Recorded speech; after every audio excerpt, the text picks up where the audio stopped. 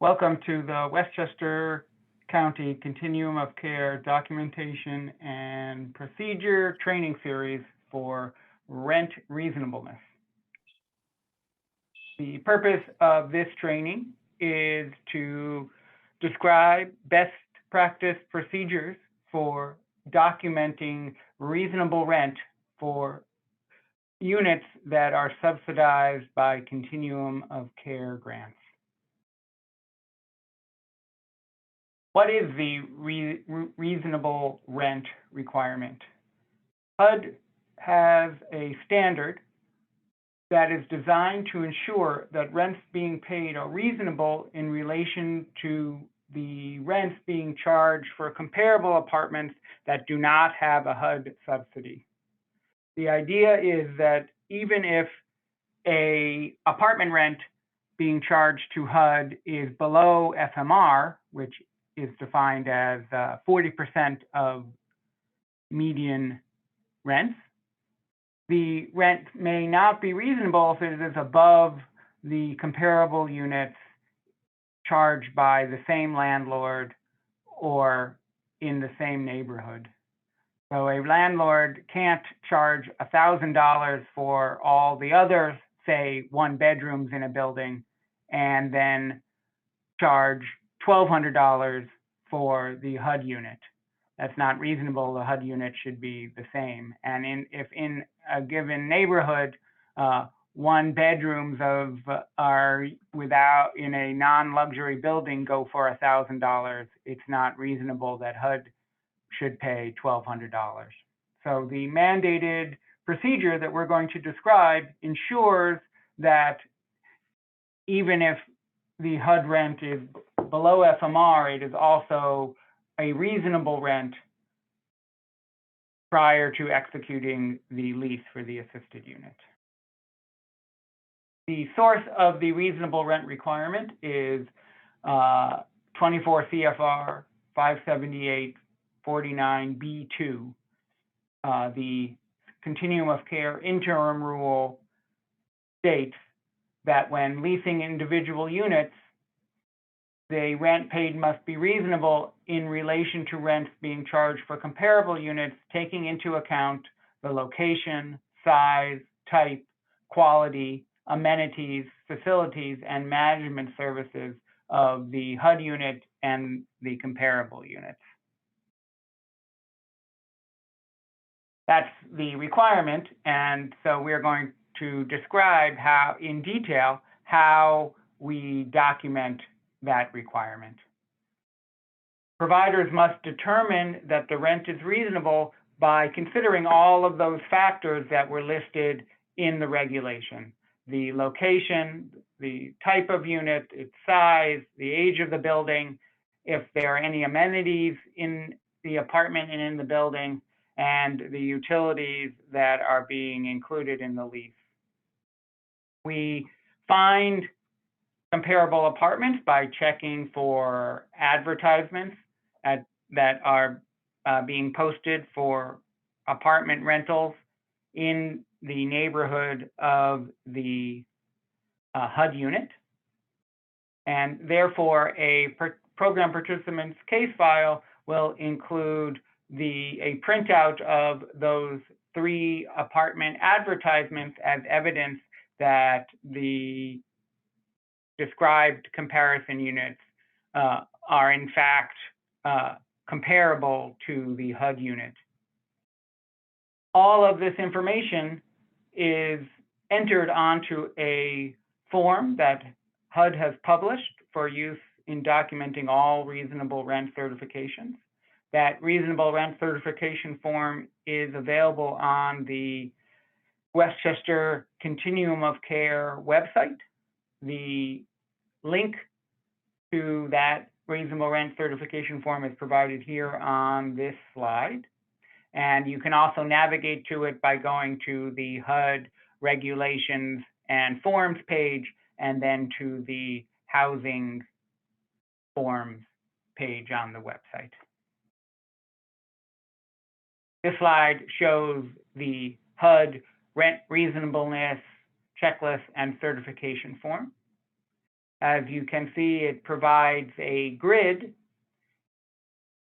with space to enter information about all of the characteristics that we have discussed that are mentioned in the regulation, the address of the apartments, the number of bedrooms, square feet, the condition of the building, and the amenities that are present in the unit, the building, and the neighborhood, the age of the buildings, and the utilities that are included.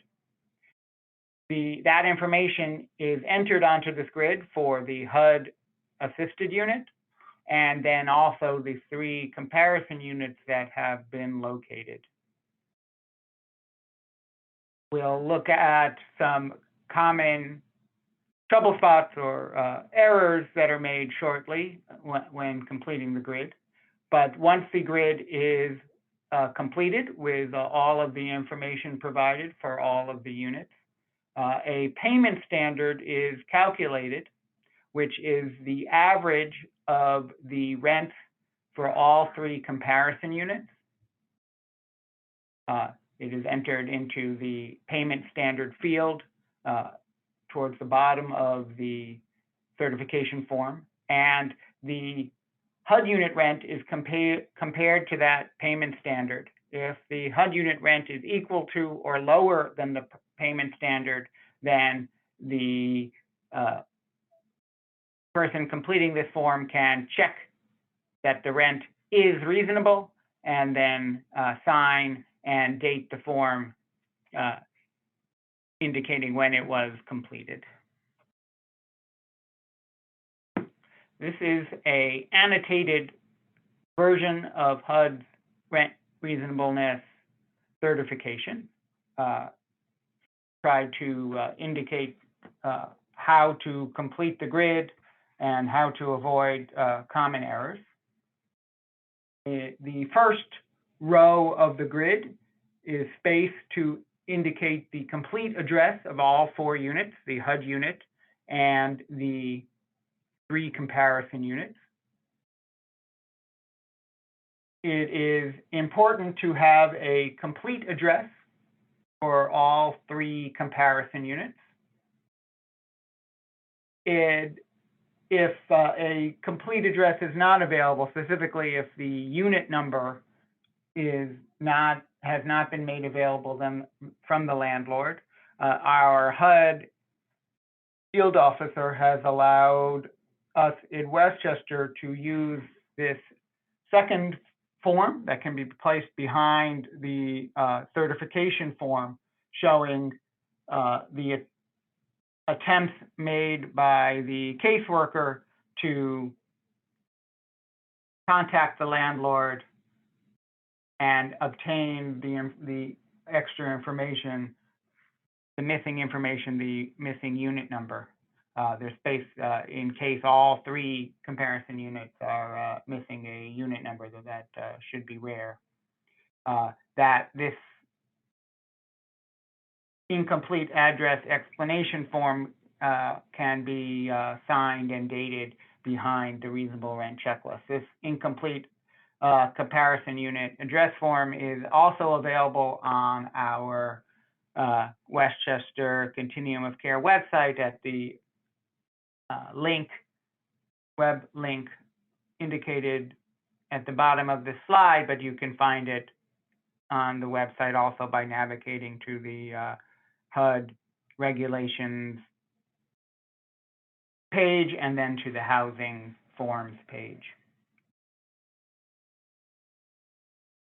Our written standards based on HUD field officer directions specify that all HUD units, all comparison units be in the same zip code as the HUD unit. And the HUD field officer prefers, if possible, that one unit be in the same building as the HUD unit, though that is optional.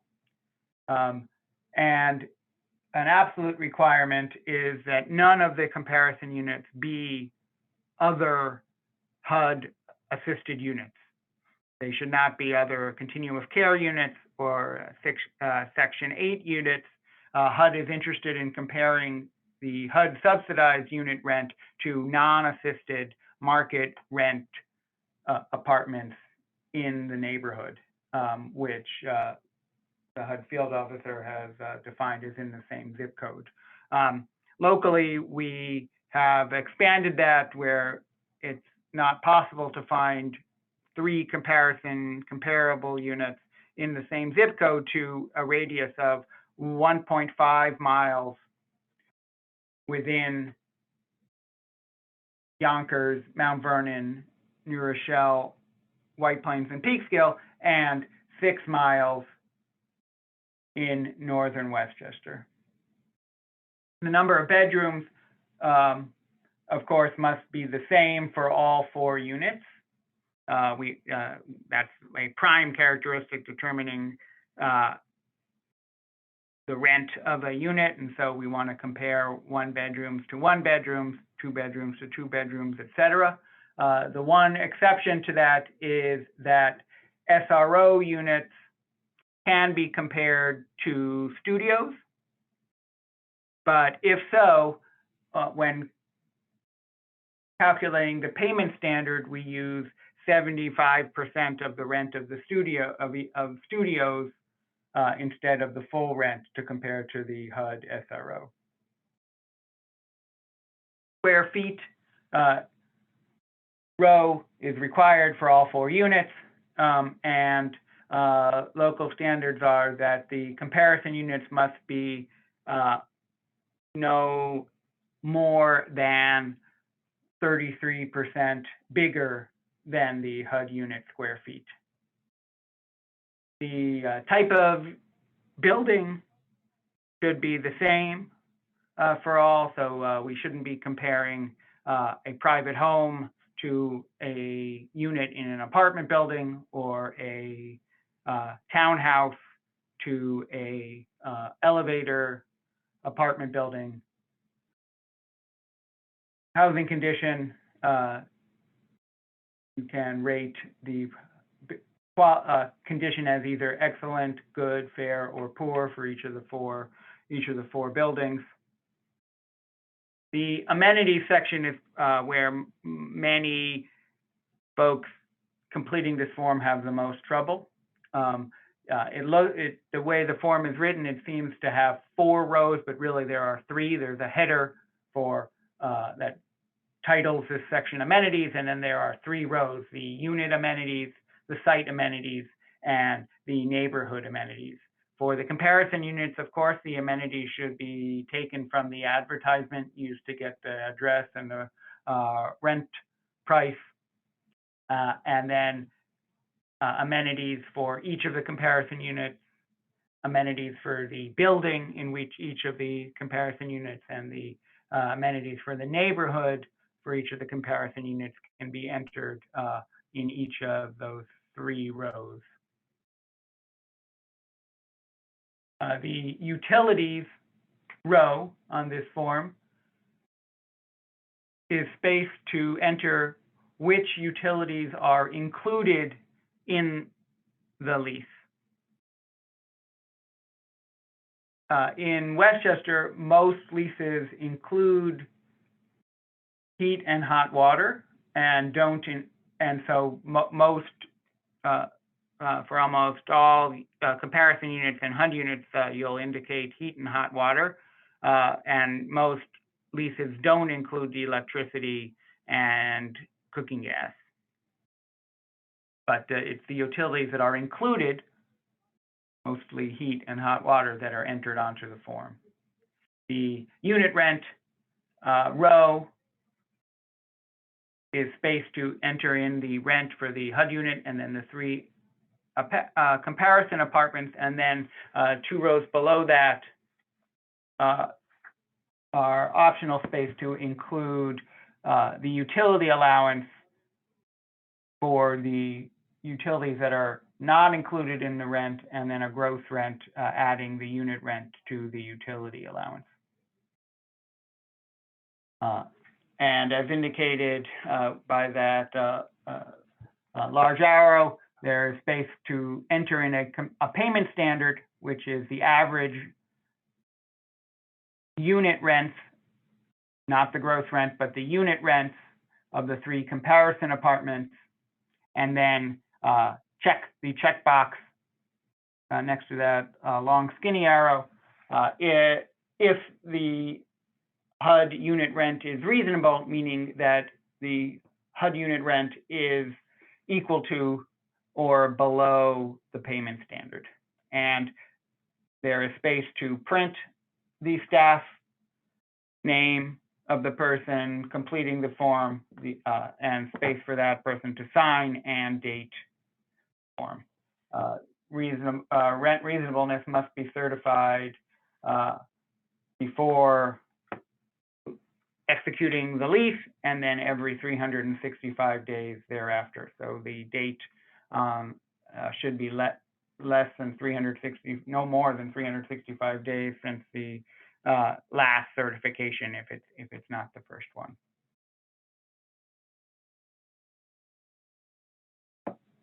So a reasonable rent documentation in a client file will include the completed with the grid full with all spaces completed, signed and dated reasonable rent certification form, printed documentation, the advertisements for the 3 comparison units, and if needed, the incomplete comparison unit address form if any of the comparison unit numbers was not known.